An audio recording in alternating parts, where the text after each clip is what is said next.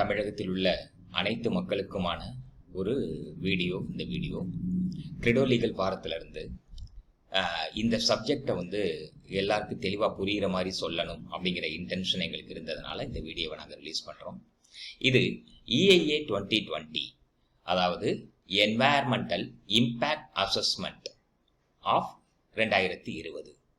இந்த ஆக்டை பற்றி மக்களுக்கு ஒரு தெளிவான புரிதல் வேணும் அப்படிங்கிற பட்சத்தில் அரசியல் சார்பற்று, எந்த கட்சி சார்பற்றும் இதில் இருக்கக்கூடிய உண்மைகள் என்ன அப்படிங்கிறத பற்றி பேசணும் அப்படிங்கிறது தான் எங்களுடைய நோக்கம். அந்த நோக்கத்துக்காகத்தான் இந்த வீடியோவை நாங்கள் ரிலீஸ் பண்ணுறோம். இது என்வாயர்மெண்டல் இம்பேக்ட் அசஸ்மெண்ட் அப்படிங்கிறது ஃபர்ஸ்ட் என்ன அப்படிங்கிறது தெளிவாக விளக்கி சொல்கிறோம். எந்த விதத்திலையுமே வளர்ச்சிங்கிற காரணத்தினால என்வாயர்மெண்ட்டை, அதாவது அந்த சுற்றுப்புற சூழல் எந்த வகையிலுமே பாதிக்கப்படக்கூடாது. அதையும் மீறி பாதிக்கப்பட வேண்டிய கட்டாயம் இருக்கிற பட்சத்தில் அது ஒரு சரியான நெறிப்படுத்தல் அல்லது முறைப்படுத்தல் மூலமாக இதை செஞ்சால் மட்டும்தான் என்வாயர்மெண்டல் இம்பேக்ட் அசஸ்மெண்ட் அப்படிங்கிறத செய்யணும் அப்படிங்கிற ஒரு கண்டெஸ்ட்ல தான் இந்த ஆக்ட் இங்கே இன்ட்ரடியூஸ் ஆகுது இந்தியாவில். இந்த பர்பஸ் என்ன அப்படின்னா, நேச்சருக்கும், அதாவது சுற்றுப்புற சூழலுக்கும் மனிதர்களுக்கும் இடையில ஒரு நல்ல சுமூகமான ஒரு கலப்பு, அதாவது சுற்றுப்புற சூழலும் பாதுகாக்கப்படணும், அதே சமயம் வளர்ச்சியும் இருக்கணும் அப்படிங்கிறது முக்கியமான ஒரு விஷயம்.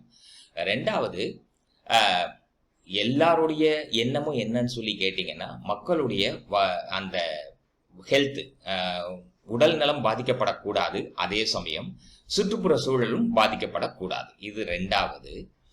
ஈக்கலாஜிக்கல் சிஸ்டம் அப்படின்னு சொல்றது சுற்றுப்புற சூழல். இந்தியா உண்மையிலேயே ஒரு அந்த நேச்சுரல் ரிசோர்சஸ் ரொம்ப ஜாஸ்தியா இருக்கக்கூடிய ஒரு கண்ட்ரி.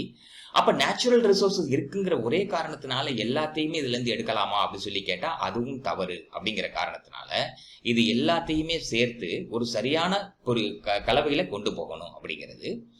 நாலாவது விஷயம், கவர்மெண்ட் ஆபீசர்ஸோ அல்லது பிசினஸ் பண்ணக்கூடிய ஆளுங்களோ அல்லது யார் யாரு இந்த சுற்றுப்புற சூழல்ல ரொம்ப முக்கியமா தன்னுடைய கான்சென்ட்ரேஷனை கொடுக்கறாங்களோ அவங்க எல்லாருமா சேர்ந்து ஒரு முடிவை எடுக்கணும் அப்படிங்கிறது ஒரு நாலாவது பாயிண்ட். அஞ்சாவது பாயிண்ட், ஒரு சரியான தீர்வு, சரியான முடிவை எடுக்க வேண்டும். எனக்கு வளர்ச்சி மட்டுமே முக்கியம்னு ஒரு அரசாங்கம் முடிவு பண்ணக்கூடாது, ஒரு தனிப்பட்ட முதலாளி முடிவு பண்ணக்கூடாது. அதே சமயம் நேச்சர் பாதுகாக்கப்படணும், சுற்றுப்புற சூழல் மட்டுமே பாதுகாக்கப்படணும், வளர்ச்சியை பத்தி கவலைப்படக்கூடாது அப்படிங்கிற மாதிரியான மென்டாலிட்டி இருக்கக்கூடாது. அப்படிங்கிற பட்சத்துல ரெண்டையும் சேர்த்து சரியான ஒரு கலவையில கொண்டு போகணும் அப்படிங்கிறது அஞ்சாவது. நீ சுற்றுப்புறத்தை பாதிக்காமல் வளர்ச்சிக்கு தேவையான எல்லாவற்றையும் நீ செய் அப்படிங்கிறது ஆறாவது பாயிண்ட். இந்த 6 பாயிண்ட் தான் என்வாயர்மெண்டல் இம்பேக்ட் அசஸ்மெண்ட் 2020 அப்படிங்கிறதோட முக்கியமான நோக்கம். இதுல அந்த நோக்கத்துல முக்கியமான பாயிண்ட் என்னன்னு சொல்லி கேட்டீங்கன்னா, சுற்றுப்புற சூழலை பாதிக்க வச்சு ஒரு ப்ராஜெக்டை கொண்டு வரணுமா அப்படிங்கிறத கேட்டால் கொண்டு வரக்கூடாது. அல்லது அப்படி கொண்டு வர்ற மாதிரி இருந்ததுன்னா அதற்கு என்னென்ன வழிமுறைகள்? சரி, இதையும் மீறி சில நேரங்கள்ல சுற்றுப்புறம் பாதிக்கப்பட்டாலும் கொஞ்சம் பாதிக்கப்படும். ஆனா அந்த பாதிப்பு நம்ம நாட்டோட பொருளாதார வளர்ச்சிக்கு மிக அதிகப்படியான பெனிஃபிட்டை கொடுக்குது. அதாவது பாதிக்கப்படக்கூடிய சுற்றுப்புற சூழல் 5%, அதனால பொருளாதார வளர்ச்சி 95% இருக்கு அப்படின்னா அதை சரியான கலவையில கொண்டு போக வேண்டியது முக்கியமானது. ஒவ்வொரு ஊர்லயுமே அல்லது ஒவ்வொரு ஸ்டேட்லயுமே இருக்கக்கூடிய அந்த சுற்றுப்புற சூழலை அங்க இருக்கக்கூடிய லோக்கல் மக்கள் இருக்காங்கல்ல, அங்க இருக்கக்கூடிய மக்கள் அவங்க யாருமே இதனால பாதிக்கப்படக்கூடாது அப்படிங்கிறது. டெசிஷன் எடுக்கும்போது, அதாவது ஓகே இந்த இடத்துல நாங்க இந்த மாதிரி பண்ணலாம், இந்த மாதிரி ஒரு பிசினஸ் கொண்டு வரலான் இருக்கோம், அல்லது இந்த மாதிரியான ஒரு ப்ராஜெக்டை கொண்டு வரலான் இருக்கோம் அப்படின்னு சொல்றாங்கன்னா, அது முடிவெடுக்கக்கூடிய அதிகாரத்தில் இருக்கக்கூடிய ஆளுங்க இருக்காங்க இல்லையா, அவங்க ஒருதலை பட்சமா செயல்படக்கூடாது அப்படிங்கிறது இதோட முக்கியமான நோக்கம். ஓகே, இதை பத்தின ஒரு வரலாறு உங்கள்கிட்ட சொல்லணும்னு நான் ஆசைப்படுறேன். இந்த மாதிரியான என்வாயர்மெண்டல் இம்பேக்ட் அசஸ்மெண்ட் அப்படிங்கிறது இந்தியாவில் கிடையாது. இது உலகளாவிய லெவல்ல 1970 இது வந்துருச்சு. முதல்ல இதை கொண்டு வந்தது யாருன்னா US, national environmental protection assessment அப்படிங்கிறது யூஎஸ்ல கொண்டு வந்தாங்க. அதுக்கப்புறம் 1974 கனடா, ஆஸ்திரேலியா, நியூசிலாந்து, இவங்க 3 கண்ட்ரி கொண்டு வந்தாங்க. இந்த மொத்தம் 4 கண்ட்ரி, அதாவது யுஎஸ், கனடா, ஆஸ்திரேலியா, நியூசிலாந்து, இந்த 4 கண்ட்ரியில ஒரு கண்ட்ரி மட்டும், அதாவது ஆஸ்திரேலியா மட்டும் இதை சட்டமாக்குனாங்க. அதாவது பார்லிமெண்ட்ல வச்சு சட்டமாக்குனாங்க. மிச்ச 3 கண்ட்ரியுமே இத அந்த எக்ஸிகியூட்டிவ் கமிட்டி இருக்காங்க இல்லையா, அதாவது ஐஏஎஸ் ஐபிஎஸ் மாதிரி ஆளுங்க இருக்காங்க இல்லையா, அவங்க மூலமா இதை நடைமுறைப்படுத்துறதுக்கு தேவையான வழிமுறைகளை கொண்டு வந்திருக்கிறாங்க. ஆஸ்திரேலியா மட்டும்தான் இதை சட்டமாக்கி இருக்கு. எப்ப? 1970. லேட் 1970 என்ன பண்றாங்கன்னா இன்னும் சில கண்ட்ரிஸ் அதை கொண்டு வராங்க. அது யாரு அப்படின்னா, பிரான்ஸ் 1976 கொண்டு வராங்க, பிலிப்பைன்ஸ் 1977 கொண்டு வராங்க, நெதர்லாந்து 1978 கொண்டு வராங்க. அப்ப மீனிங் என்ன அப்படி சொல்லி கேட்டா, நம்ம நாட்டோட சமூகம், அதாவது அந்த என்வாயர்மெண்ட்டை ப்ரொடெக்ட் பண்றதுல இந்த கண்ட்ரிஸ் வந்து ரொம்ப ரொம்ப ஸ்ட்ராங்கா இருப்பாங்க. ஆனா இவங்க எல்லாரும் 50 வருஷம் முன்னாடியே இதை செய்ய ஆரம்பிச்சிருக்கிறாங்க. ஆனால் அதை செய்யும் போது அவங்க ஒரு விஷயத்தை தெளிவா இருக்கிறாங்க, என்னுடைய சுற்றுப்புற சூழலை என்னுடைய பிசினஸ் அல்லது என்னுடைய டெவலப்மெண்ட்டுங்கிற காரணத்துக்காக ஸ்பாயில் பண்ணக்கூடாது அப்படிங்கிறதுல ரொம்ப தெளிவாகவே இருந்திருக்கிறாங்க. 1980 ஏசியால வருது. ஏசியன் கண்ட்ரீஸ்ல இது உள்ள வரும்போது சில கண்ட்ரிஸ் வந்து அதை அக்செப்ட் பண்ணிக்கிறாங்க. சில கண்ட்ரிஸ் வந்து இன்னும் சில செயல்பாடுகள் எல்லாத்தையும் செஞ்சதுக்கு அப்புறம் இதை செஞ்சால் பெட்டரா இருக்கும் அப்படின்னு சொல்லி நினைக்கிறாங்க. முக்கியமா இதுல வந்து சில world bank and other agencies இருக்காங்க, உலக வங்கின்னு சொல்லுவோம் இல்லையா, உலக வங்கி அண்ட் அதர் ஏஜென்சிஸ் இருக்காங்க இல்லையா, அவங்க எல்லாருமே என்ன பண்றாங்க, இந்த பாருப்பா நீ வந்து உன்னுடைய பொருளாதாரத்தை வளர்க்கணுங்கிறதுக்காக இஷ்டத்துக்கு காட்டையெல்லாம் அழிச்சு கொண்டு வர்றதெல்லாம் நான் ஒத்துக்க முடியாது. எங்கிட்ட இருந்து நீ லோன் வாங்கணும்னா நீ சில சட்டத்திட்டங்களை கண்டிப்பா நாங்க கொடுக்கக்கூடிய சட்டத்திட்டங்கள் எல்லாத்தையும் நீ கரெக்டான முறையில செஞ்சால் மட்டும்தான் நான் உங்களுக்கு லோன் தருவேன் அப்படிங்கிற பாயிண்ட வந்து அவங்க ரொம்ப தெளிவா கொண்டு வராங்க. 1990 இத பத்தி எல்லா கண்ட்ரீஸுமே ஒரு சரியான அணுகுமுறையை கொண்டு வரணும் அப்படிங்கிறதுக்காக ரூல்ஸை கிரியேட் பண்ண ஆரம்பிக்கிறாங்க. இதுல யார் யாரு இந்த என்வாயர்மெண்டல் இம்பாக்ட் அசஸ்மெண்ட் அப்படிங்கிறதுல என்னென்ன மக்கள் வந்து இதுல தலையிடுவாங்க அப்படிங்கிறத சொல்றேன். மொத்தம் 5 பேர் தலையிடுறாங்க, ஒரு ஆள் மட்டும் இல்ல, 5 பேர். ஒரு ஆள் வந்து ப்ராஜெக்ட் ப்ரொபோன்மெண்ட் அப்படின்னு பேரு, அதாவது யாரு ஒரு திட்டத்தை, அதாவது ஒரு சுற்றுப்புற சூழல்ல ஏற்படக்கூடிய பாதிப்பு இருந்தாலும் வளர்ச்சி இருக்கும் அப்படின்னு சொல்லி ஒரு ஆள் முடிவு பண்றாங்க இல்லையா, அது வந்து சென்ட்ரல் கவர்மெண்டா இருக்கலாம், ஸ்டேட் கவர்மெண்டா இருக்கலாம், யாரா வேணாலும் இருக்கலாம். அந்த அதிகாரி ஃபர்ஸ்ட் ஒரு திட்டத்தை கொண்டு வரணும். அவர் கொண்டு வரும்போது உடனடியா சுற்றுப்புற சூழலுக்குரிய கன்சல்டன்ட் யார் இருக்காங்களோ அவங்க கண்டிப்பா இந்த குழுல இருக்கணும். அடுத்தது ஸ்டேட் பொல்யூஷன் கண்ட்ரோல் போர்டு, அதாவது மாசு கட்டுப்பாட்டு வாரியம். ஒவ்வொரு ஸ்டேட்லயுமே ஒரு மாசு கட்டுப்பாட்டு வாரியம் இருக்கும். அந்த மாசு கட்டுப்பாட்டு வாரியம் இதுல தலையிடணும். அது மட்டும் இல்லாம பப்ளிக் லானா என்ன, மக்களை பாதிக்கக்கூடிய எல்லாமே பப்ளிக் லா. மக்களை நேரடியாகவோ மறைமுகமாகவோ பாதிக்கக்கூடிய எல்லாமே பப்ளிக் லான்னு பேரு. அடுத்தது impact assessment agency. Impact assessment ஏஜென்சினா யாரு அப்படின்னா, ஓகே இந்த திட்டத்தை நீ கொண்டு வந்தீங்கன்னா இந்த அளவுக்கு சுற்றுப்புற சூழல் பாதிக்கப்படும் அப்படிங்கறத ஒரு அசஸ்மெண்ட் பண்ணுவாங்க இல்லையா, அந்த அசஸ்மெண்ட் ஏஜென்சிக்கு பேரு இம்பாக்ட் அசஸ்மெண்ட் ஏஜென்சி. இப்ப முக்கியமான விஷயம் என்னன்னு சொல்லி கேட்டீங்கன்னா, என்வாயர்மெண்ட்னா என்ன, அது ஃபர்ஸ்ட் பாயிண்ட். என்வாயர்மெண்ட்ல, அதாவது சுற்றுப்புற சூழல் அப்படிங்கிறது என்ன, அதுல என்னென்ன விதமான விஷயங்களை கவனிக்கணும் அப்படிங்கிறது. ஒண்ணு, மண் மற்றும் நிலம், இது ஃபர்ஸ்ட் கவனிக்க வேண்டியது. ரெண்டாவது, அந்த பர்டிகுலர் பகுதி, எந்த பகுதியில வந்து இவங்க ஒரு ஃபேக்டரியவோ அல்லது இதையோ ஒண்ணு கொண்டு வரணும்னு ஆசைப்படுறாங்களோ, நான் சொல்றது சுற்றுப்புற சூழலை பாதிக்கப்படக்கூடிய ஸ்டேஜில் இருக்கக்கூடிய ஒரு ஃபேக்டரி கொண்டு வர்றாங்க அப்படின்னா அந்த இடத்துல காற்று மாசுபடுதல் எவ்வளவு இருக்கணும். அது மட்டும் இல்லாம ஆர்கியலாஜிக்கல் அசெட்ஸ், அதாவது நம்மளுடைய தொன்மையான விஷயங்கள் இருக்கும் இல்லையா, ஒரு சிலையோ அல்லது சில இந்த கீழடியில இருந்த அந்த தொல்பொருள் ஆராய்ச்சி இருக்கு இல்லையா, அந்த மாதிரியான விஷயங்கள் எல்லாம் பாதிக்கப்படுதா இல்லையா அப்படிங்கிறத பார்க்கணும்.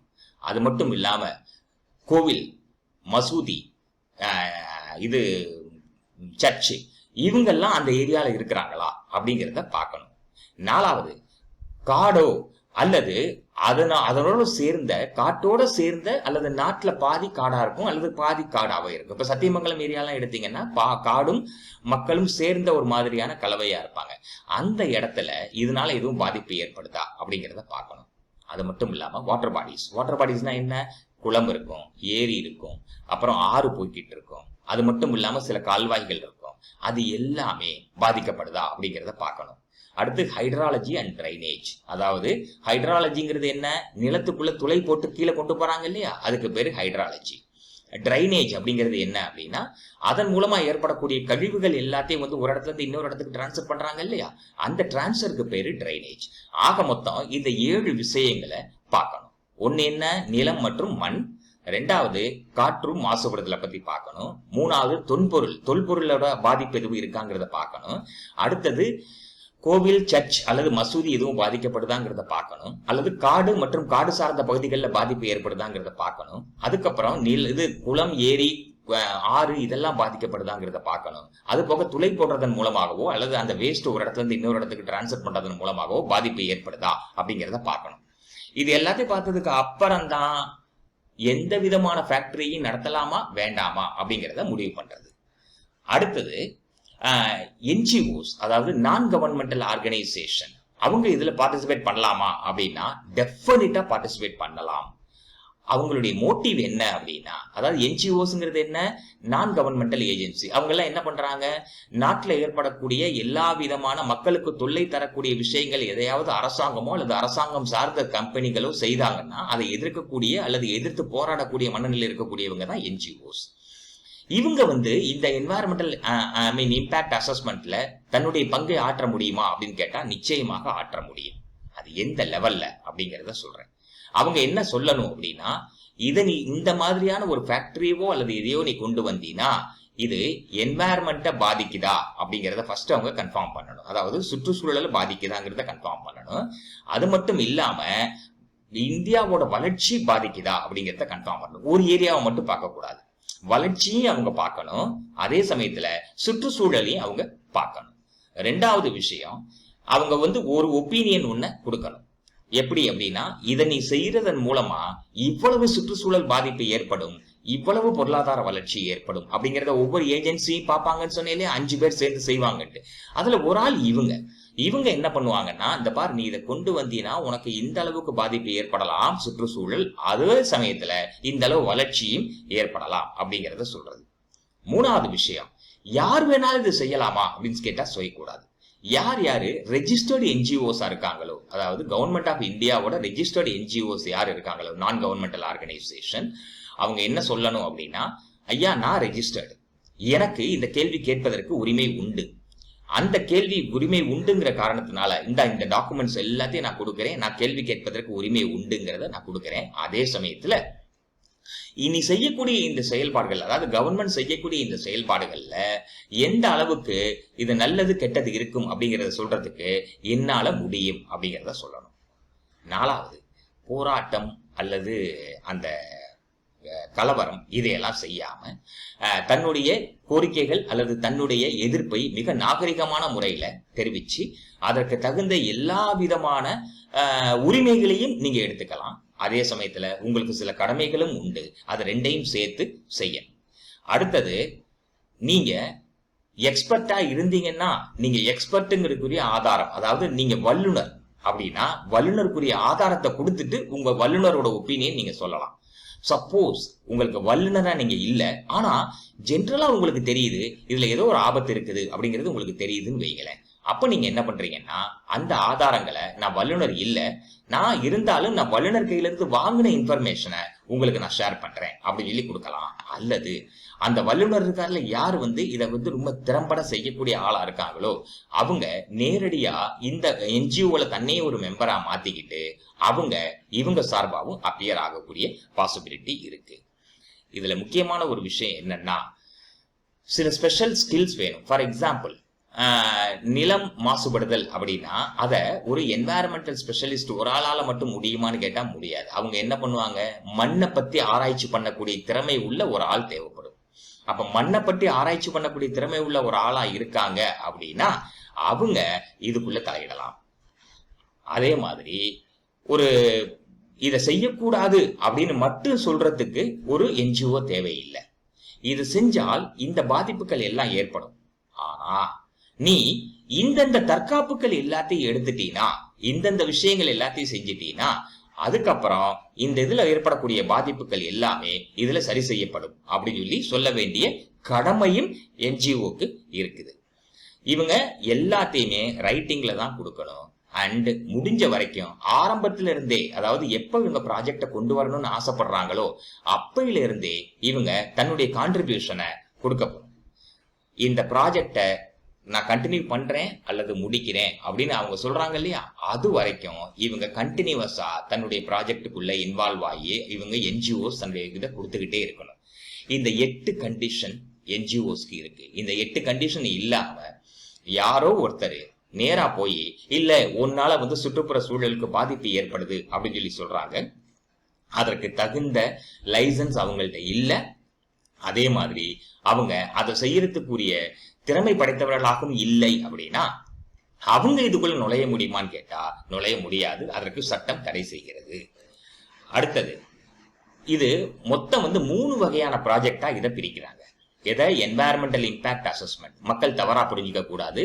என்வாயர்மெண்டல் இம்பாக்ட் அசஸ்மெண்ட் அப்படிங்கிறது 3 வகையா பிரிக்கிறாங்க. அதுல கேட்டகரி 1, கேட்டகரி 2, கேட்டகரி 3 அப்படின்னு 3 பார்ட்டா பிரிக்கிறாங்க. கேட்டகரி 1 அப்படிங்கிறது என்ன அப்படின்னா, சென்ட்ரல் கவர்மெண்டோட சட்ட திட்டங்களுக்கு உட்பட்டு மட்டுமே செய்யக்கூடிய விஷயங்கள் எல்லாமே கேட்டகரி 1. அதாவது சென்ட்ரல் கவர்மெண்டோட அப்ரூவல் இல்லாம ஸ்டேட் கவர்மெண்ட் மட்டும் இதை செய்ய முடியுமான்னு கேட்டா கேட்டகரி 1ல அது செய்ய முடியாது. அதுல மொத்தம் 30 இருக்கு. நான் ஒரு 7-8 மட்டும் உங்களுக்கு நான் சொல்றேன். 30 விஷயங்கள் சென்ட்ரல் கவர்மெண்டோட அப்ரூவலோட தான் இருக்கணும். அதுல ஒரு 7-8 மட்டும் நான் உங்களுக்கு சொல்றேன். ஒண்ணு, ஏதாவது ஃபேக்டரி ஆரம்பிக்கிறோம் அல்லது ஒரு பிசினஸ் இண்டஸ்ட்ரி ஆரம்பிக்கிறோம் அப்படின்னு வந்தா அதுக்கு சென்ட்ரல் கவர்மெண்டோட அப்ரூவல் வேணும். அப்புறம் மைனிங், அதாவது அந்த இந்த நிலக்கரி தோண்டி எடுக்கிறது, அந்த மாதிரி தோண்டி எடுக்கக்கூடிய செயல்பாடுகள் இருக்கு இல்லைங்களா, அது எல்லாமே சென்ட்ரல் கவர்மெண்டோட அப்ரூவல் வேணும்.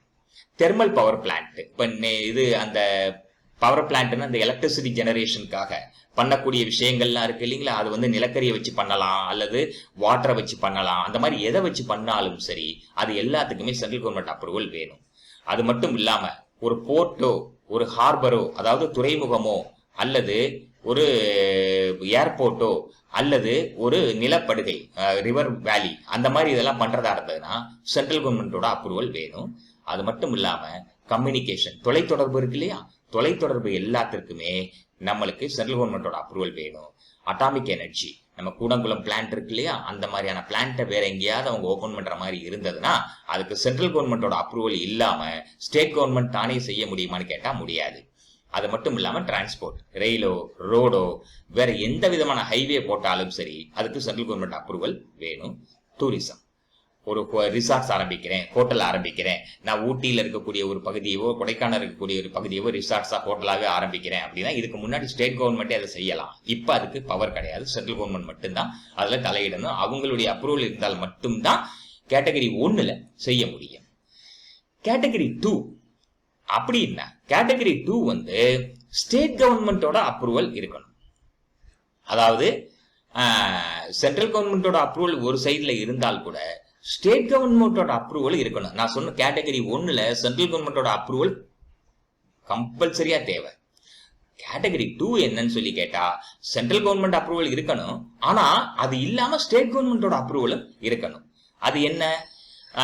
கெப்பாசிட்டி கோ ஜெனரேஷன் பிளான்ஸ் அப்படின்னு சொல்றது என்னன்னா இப்ப உதாரணமா எலக்ட்ரிசிட்டி இன்க்ரீஸ் பண்றதுக்கோ அல்லது புது பிளான்ட் ஒண்ணு போடுற மாதிரி இருந்தாலோ அப்ப ஸ்டேட்டோட பவர், தமிழ்நாடு கவர்மெண்ட் அதுக்கு அப்ரூவல் கொடுக்கணும். அது மட்டும் இல்லாம நிலக்கரியை வச்சோ அல்லது வேற எதையோ வச்சோ பவர் பிளான்ட் ஒண்ணு போடுற மாதிரி இருந்தா அது 250 மெகாவாட்டுக்கு மேல இருந்தால் 250 மெகாவாட்டுக்கு மேல இருந்தா ஸ்டேட் கவர்மெண்டோட அப்ரூவல் வேணும். இதுவே நிலக்கரியை வச்சு பண்ணாங்கன்னா 500 மெகாவாட்டுக்கு மேல இருந்ததுன்னா ஸ்டேட் கவர்மெண்ட்டுக்கு அப்ரூவல் வேணும். 500 மெகாவாட்டுக்கு கீழே இருந்ததுன்னா ஸ்டேட் கவர்மெண்ட் அப்ரூவல் தேவையில்லை. 500 மெகாவாட்டுக்கு மேல இருந்ததுன்னா ஸ்டேட் கவர்மெண்ட் அப்ரூவல் வேணும். அது மட்டும் இல்லாம கேஸ், அந்த பைப் லைன் எல்லாம் போடுறாங்க இல்லையா, அந்த ஒரு இடத்துல இன்னொரு இடத்துக்கு அண்டர் கிரவுண்ட் பைப் லைன் போடுறது, இந்த மாதிரியான விஷயங்கள் எல்லாத்துலயுமே 500 மெகாவாட்டுக்கு மேல இருந்ததுன்னா அதுக்கு ஸ்டேட் கவர்மெண்ட் அப்ரூவல் கம்பல்சரி. இது கேட்டகரி 2. கேட்டகரி 3 மூணாவது கேட்டகரி என்னன்னா, எந்தெந்த இடங்கள்ல என்வாயரன்மெண்டல் இம்பாக்ட் அசஸ்மெண்ட்ல தேவையே இல்லை அப்படிங்கிறது என்னன்னா, டிஃபென்ஸ் இருக்கு இல்லையா, ராணுவத்திற்காக சில ரோடு போடுவாங்க. எப்படின்னா இப்ப நம்ம அஸ்ஸாம், சிக்கிம் ஏரியா அல்லது நம்ம காஷ்மீர் ரோடு, காஷ்மீர் பக்கத்துல அங்கெல்லாம் ஒரு நாடு இன்னொரு நாடோட இருக்குமா அந்த பார்டர்ல ரோடு போடுறதுக்கு யாரோட அனுமதியுமே தேவையில்லை. ஏன்? அதன் மூலமா தான் லாரியோ அல்லது டிஃபென்ஸோட வெஹிக்கிளோ, அதாவது ராணுவத்தோட வெஹிக்கிள் எல்லாமே போகணும் இல்லையா, வண்டி எல்லாம், அதுக்காக அது தேவையில்லை. அது மட்டும் இல்லாம மருந்து மொத்த உற்பத்தி, இப்ப பாராசிட்டமால் அப்படின்னு எடுத்தீங்கன்னா மொத்தமா உற்பத்தி பண்றாங்க இல்லையா, அந்த மாதிரியான உற்பத்தி பண்ணக்கூடிய கம்பெனிஸ்க்கு எந்த லைசன்ஸும் தேவையில்லை, அவங்க ஆரம்பிக்கலாம். அது மட்டும் இல்லாம அதாவது டிபார்ட்மெண்ட் ஆஃப் அட்டாமிக் எனர்ஜி இருக்கு இல்லையா, அதாவது அந்த கூடங்குளம் நியூக்ளியர் பிளான்ட் மாதிரியோ அல்லது கல்பாக்கம் பிளான்ட் மாதிரியோ இருந்ததுன்னா அவங்களுக்கு பைப்லைன், இப்ப கூடங்குளம் பிளான்ட்டோ அல்லது கல்பாக்கம் பிளான்ட்டுக்கோ தண்ணி தேவைப்படுது அப்படின்னா அதுக்காக தேவையான தண்ணி அண்டர் கிரவுண்ட் பைப்ல போகுதுன்னு வைங்களேன். அந்த பைப்ல அது போகுது அப்படின்னா அதுக்கெல்லாம் லைசன்ஸ் தேவையில்லை. அது மட்டும் இல்லாம ஆயில் அண்ட் நேச்சுரல் கேஸ், அதாவது அந்த நிலத்துல இருந்து இது ஆயில் எடுக்கிறாங்க இல்லையா, க்ரூட் ஆயில், அது போக கேஸ், இதையெல்லாம் எடுக்கிறாங்க இல்லையா, அது 2 வகையா இருக்கு. லோ டைடு லைன் அப்படின்னு பேரு, LTLன்னு பேரு. அடுத்தது ஹை டைடு லைன் பேரு, HTLன்னு பேரு. இது 2க்கு நடுவுல இருக்கக்கூடிய பகுதியில அவங்க பைப்பை இன்சர்ட் பண்ணி அதை செய்யறதுக்கு அவங்களுக்கு ரைட் உண்டு. அது மட்டும் இல்லாம எல்லா கைண்ட் ஆஃப் பைப்லைன் ப்ராஜெக்டுக்கும் அவங்களுக்கு ரைட்ஸ் உண்டு. அதே மாதிரி LNG, liquefied natural gas, liquefied petroleum gas கிடையாது, லிக்விஃபைடு நேச்சுரல் கேஸ். நேச்சுரல் கேஸ்க்கு பெட்ரோலியம் கேஸ்க்கும் உள்ள வித்தியாசம் என்ன அப்படிங்கிறத பத்தி நான் பின்னாடி சொல்றேன். LNG அதை பண்றதுக்கு இவங்களுக்கு ரைட்ஸ் உண்டு. இப்ப என்வாயர்மெண்டலி சென்சிட்டிவ் ஏரியா, அதாவது சுற்றுப்புற சூழலுக்கு டெஃபினட்டா பாதிப்பு ஏற்படுத்தக்கூடிய இடங்கள் அப்படிங்கிறது என்ன அப்படி முக்கியமான பாயிண்ட். அதாவது தொன்மையான நம்மளுடைய வரலாறு இருக்கு இல்லைங்களா, அதாவது நம்ம கோவில், சர்ச்சு, அந்த மாதிரியான விஷயங்கள்லாம் இருக்கு இல்லையா, அந்த இடங்கள் எல்லாமே என்வாயர்மெண்ட்ல அவ்வளவு சீக்கிரம் கைய வைக்க கூடாது. அது மட்டும் இல்லாம தொல்பொருள் ஆராய்ச்சி, அதே மாதிரி நல்ல இயற்கையா அழகா இருக்கக்கூடிய ஏரியா, அது மட்டும் இல்லாம ஊட்டி கொடைக்கானல் மாதிரி இருக்கக்கூடிய ஏரியா, பீச் ரிசார்ட்ஸ், அப்புறம் ஹெல்த்துக்காக குமரகம், அந்த கேரளால குமரகம்னு ஒரு ஏரியா இருக்கு, அந்த ஏரியால ஹெல்த்துக்காகவே ரிசார்ட்ஸ் வச்சிருப்பாங்க, அந்த ஏரியா. அப்புறம் கோஸ்டல் ஏரியா, அதாவது அந்த கடற்கரையை ஒட்டிய ஏரியா. அப்புறம் நேஷனல் பார்க்கு, அதாவது அந்த விலங்குகள் சரணாலயம், பறவைகள் சரணாலயம்லாம் இருக்கு இல்லையா, அது போக இயற்கையாவே லேக் உருவாகும். சில நேரங்கள் லேக் ஆர்டிபிஷியலா செய்வாங்க, சில நேரங்களில் இயற்கையாவே உருவாகும், அந்த மாதிரியான விஷயங்கள். அது மட்டும் இல்லாம புலிகள் பாதுகாப்பகம், ஏர்போர்ட், பார்டர் ஏரியா, அதாவது ஒரு கண்ட்ரிக்கு இன்னொரு கண்ட்ரிக்கு இருக்கக்கூடிய இடம், ரயில்வே லைனு, ஹைவேஸ், இந்த மாதிரியான இடங்கள் எல்லாமே சென்சிட்டிவ் ஏரியாஸ் அப்படின்னு சொல்லி கன்சிடர் பண்றாங்க. இப்ப என்ன மாதிரியான அனாலிசிஸ் பண்ணுவாங்க அப்படின்னா 2 வகையான அனாலிசிஸ் பண்ணுவாங்க. ஒன்னு பிசிக்கல் அனாலிசிஸ், இன்னொன்னு பயோகல்ச்சுரல் காம்போனன்ட்ஸ். பிசிக்கல் அனாலிசிஸ்னா என்ன? நிலத்தை அனலைஸ் பண்ணுவாங்க, நீரை அனலைஸ் பண்ணுவாங்க, ஏரை அனலைஸ் பண்ணுவாங்க, அதாவது காற்றை அனலைஸ் பண்ணுவாங்க, அங்கே கிடைக்கக்கூடிய எனர்ஜி எந்த அளவுல இருக்கோ அதை அனலைஸ் பண்ணுவாங்க. பயோகல்ச்சுரல் என்ன பண்ணுவாங்க? நேச்சர், அதாவது சுற்றுப்புற சூழல் அனலைஸ் பண்ணுவாங்க. அந்த பகுதி மக்களுடைய ஒரு கல்ச்சர் இருக்கும் இல்லையா, அவங்க ஒரு வகையான பிஹேவியர்ல இருப்பாங்க இல்லையா, அந்த பிஹேவியர் டேமேஜ் ஆகாம இருக்கணும் அப்படிங்கறத ரொம்ப கேர்ஃபுல்லா பார்ப்பாங்க. அது மட்டும் இல்லாம அந்த ஏரியால இருக்கக்கூடிய மக்களுடைய எண்ணம் என்ன அப்படிங்கறத பார்ப்பாங்க. அது மட்டும் இல்லாம அந்த ஏரியாவுக்கு போகக்கூடிய வழி இருக்கு இல்லையா, அந்த வழி சுற்றுப்புற சூழலை பாதிக்காம எப்படி செய்யணும் அப்படிங்கிறது. ஆக மொத்தம் 2 வகையான வழியில இதை அனலைஸ் பண்ணுவாங்க. ஒன்னு என்ன? பிசிக்கல், இன்னொன்னு பயோகல்ச்சுரல். இப்ப என்வாயர்மெண்டல் கிளியரன்சஸ், எந்தெந்த இடங்கள்ல சுற்றுப்புற சூழல் டேமேஜ் ஆகுது அப்படின்னா அதுக்கு கவர்மெண்ட்ல இருந்து அப்ரூவல் வாங்கணும் இல்லையா, அது எதுக்கு தேவை அப்படிங்கிறத பாத்தீங்கன்னா ஒரு 15 விஷயங்கள் தேவைப்படுது. ஒன்னு கெமிக்கல் ரிஃபைனரி, கெமிக்கல் ஃபெர்டிலைசரு, உரம், அந்த மாதிரி நிறைய இருக்கு. அது எல்லாத்துலயுமே அப்ரூவல் இல்லாமல் அவங்க செய்ய முடியாது. அண்ட் எப்படி என்வாயர்மெண்டல் இம்பாக்ட் அசஸ்மெண்ட்டை செய்யறாங்க அப்படிங்கிறது அடுத்த கேள்வி. என்வாயர்மெண்டல் இம்பாக்ட் அசஸ்மெண்ட்டை செய்யறத 8 வழிமுறைகள் கம்பல்சரிலி ஃபாலோ பண்ணி ஆகணும். இது இருந்தால் மட்டும்தான் ஒரு என்வாயர்மெண்டல் இம்பாக்ட் அசஸ்மெண்ட் 2020 அப்ளிகபிள் ஆகும், இல்லைன்னா அப்ளிகபிள் ஆகாது. அது என்ன 8 அப்படின்னா, 1 ஸ்கிரீனிங். ஸ்கிரீனிங்னா என்ன? முதல்ல இந்த இடத்துல நம்ம இந்த ஃபேக்டரியை போடணும் அல்லது இந்த விதமான இண்டஸ்ட்ரியை கொண்டு வரணும், அது சுற்றுப்புற சூழலை பாதிக்கும் அப்படின்னு ஃபர்ஸ்ட் ஐடென்டிஃபை பண்றாங்கன்னா அதை செய்யலாமா வேண்டாமாங்கிறதுக்கு ஃபர்ஸ்ட் ஒரு இனிஷியல் ப்ராஜெக்ட் ஒன்று ரெடி பண்ணணும். ரெண்டாவது விஷயம், அந்த ப்ராஜெக்டை இந்த இடத்துல தான் பண்ணணுமா அல்லது வேற எங்கேயாவது பண்ணலாமா? சுற்றுப்புற சூழலுக்கு இங்க பாதிப்பு ஏற்படுது, ஆனா இதையே இன்னொரு இடத்துல பண்ணுனா சுற்றுப்புற சூழலுக்கு பாதிப்பு ஏற்படாது அப்படின்னு தோணுதுன்னு வைங்களேன். அப்ப என்ன பண்ணுவாங்கன்னா, இந்த இடத்துல பண்ணணுமா அல்லது வேற இடத்துல பண்ணணுமா அப்படிங்கிறத முடிவு பண்ணுவாங்க. இது ரெண்டாவது. மூணாவது விஷயம், இதற்கு தேவையான எல்லா விதமான பிசிக்கல் அண்ட் பயோகல்ச்சரல் காம்போனன்ட் சொன்னேன் இல்லையா, அந்த விஷயங்கள் எல்லாத்தையும் கலெக்ட் பண்ணணும். நாலாவது, ஓகே இது எல்லாம் கலெக்ட் பண்ணியாச்சு, ஓகே இந்த இடத்துல இதை செஞ்சா என்ன விதமான பாதிப்பு சுற்றுச்சூழலுக்கு ஏற்படும் அப்படிங்கிறத கண்டுபிடிக்கணும். அதற்கு சில டூல்ஸ் எல்லாம் இருக்கும், அந்த டூல்ஸ் எல்லாம் வச்சு அவங்க பண்ணணும்.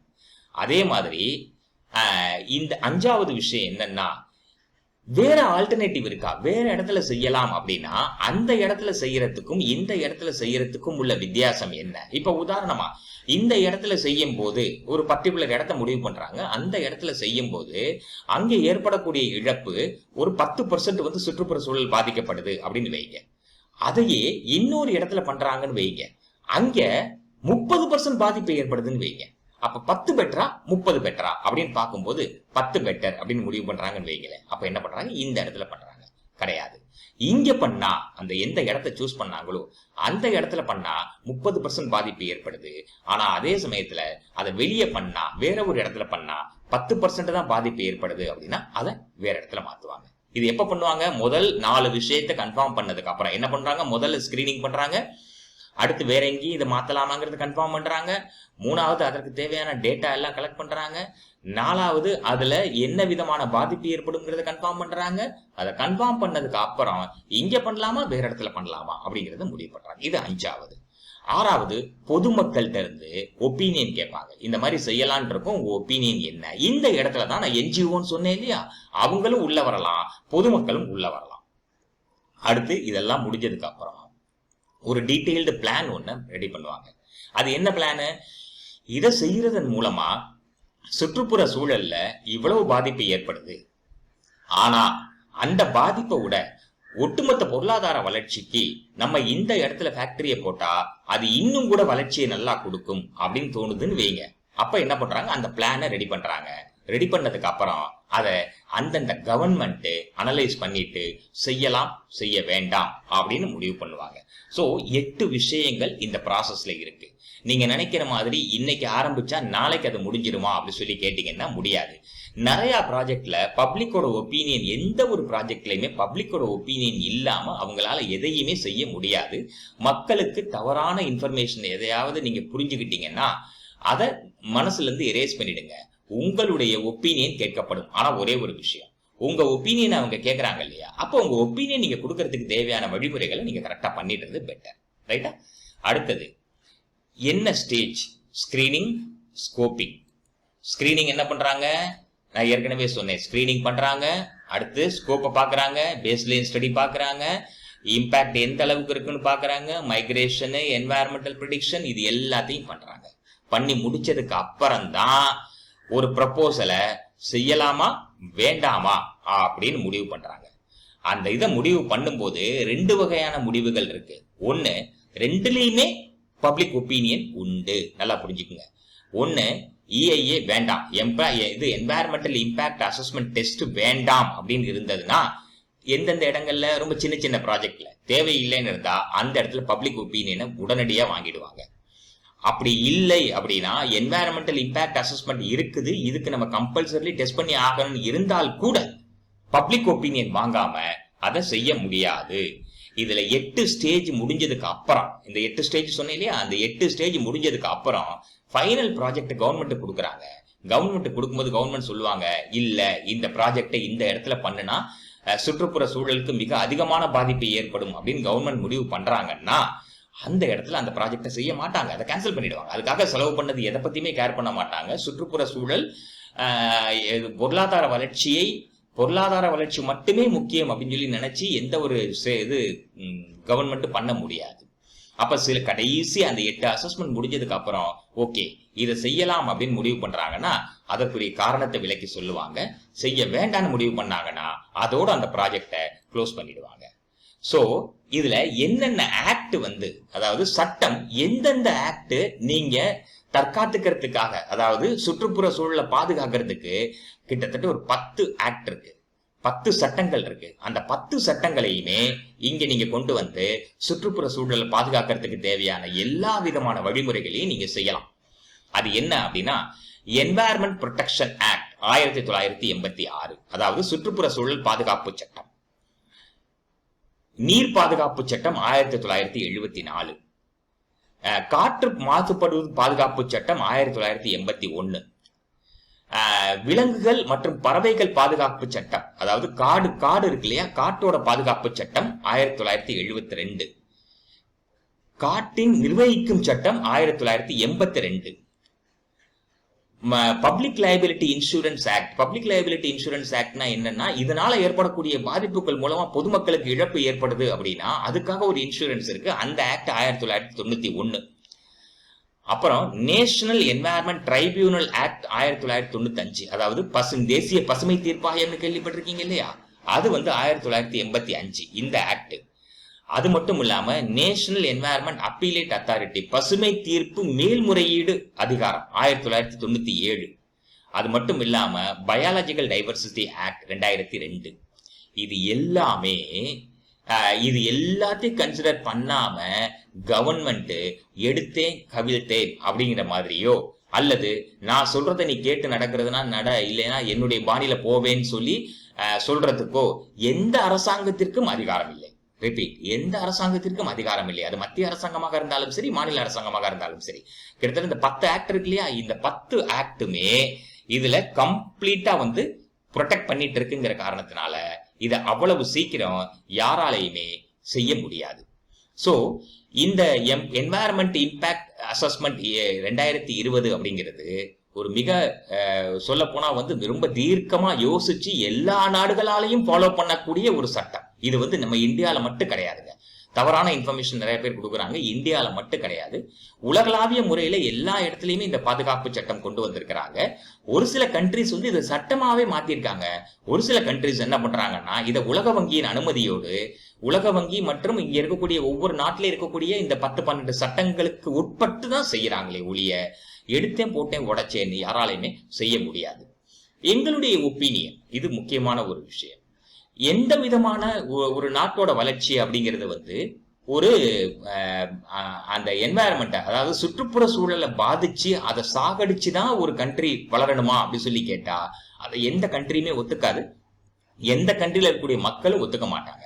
ஆனா வளர்ந்து வரக்கூடிய நாடுகள் எல்லாத்துலயுமே பாத்தீங்கன்னா ஒரு பகுதியா அந்த என்வாயர்மெண்ட்ல பாதிப்பு ஏற்படும், ஆனா இன்னொரு பகுதியில மக்களோட வாழ்க்கையும் நல்லா இருக்கும்.